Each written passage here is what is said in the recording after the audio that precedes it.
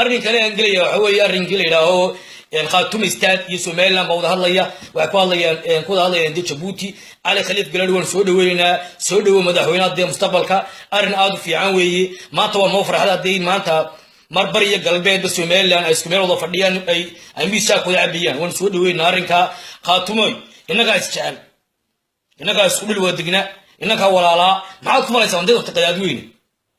weyn ma tidda khaatuumay aduna daraawiishaad oo ninkii ingiriiska kiciyeeba aynu heshiino gacmaha aynu qabsano somaliland wala aynu dhisano waa kaalay khaatuumada la soo dhaweeyay reer somaliland oo shirka imika noo bilaamay Ali Khaliif Galad waan soo dhaweynaa madaxweynaha dee mustaqbalka waan ku taaganay salaam bar ku sabarnaa awda madaxweyne niyo maalin dhaweeyay loo qadaad weyn oo qabsanaysa doorashada ku qabsanaysa magaalada Muqdisho war dadka codeynayaan la yaabo waxay ku leeyihiin kato yiflaato xildhibaan kato yiflaato wuu codeeyay kato yiflaato magac Soomaaliyeed ba waa dadka la yaabay muuna qooto oo magacyada la yaabo muuna qooto way codeysay xildhibaanada iyadoo dee muda qooto dhiiran waa barihaye wuu codeeyay xildhibaankaasuna in xildhibaan jiiro yacbur isaguna waa codeeyay waxa codeysay xildhibaanka rooda kala yac waa dadka magacyo xuma waxa xildhibaanada New York dinooda magacyo xuma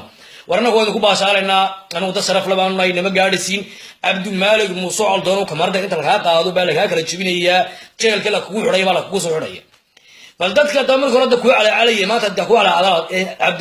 Abdul Malik waa muwaadin warna ka muwaadin nimatiin Abdul Malik waxa tay adiga dameerka soo shabaayeen isku midbaati adiga dameerka soo sawirtay soo shabaxday isku midbaati dameerka saddex ka badan boo dameer de reer burca aad baan derin salaam ya direeyo Somaliland ninka yar denaga qabta waa qof weeye urayo weeye wuxuu noqday inuu gumeed doono noqdo dadkan aadi Somaliland dad badan baa ka dhinta magaca Soomaaliya ka dhinto nacab marka dadkaas oo ninka iska ilaaliya wani way caada qaata wani way Somaliland raba inuu dhaafso sinii ambura inuu dhaafso Somaliland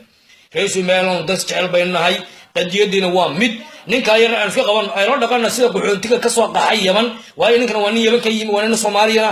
sharciga Somaliland laga qaado kaamka la geeyo malqaad iyo koob la siiyo wala horna la ku cuniyo dabadii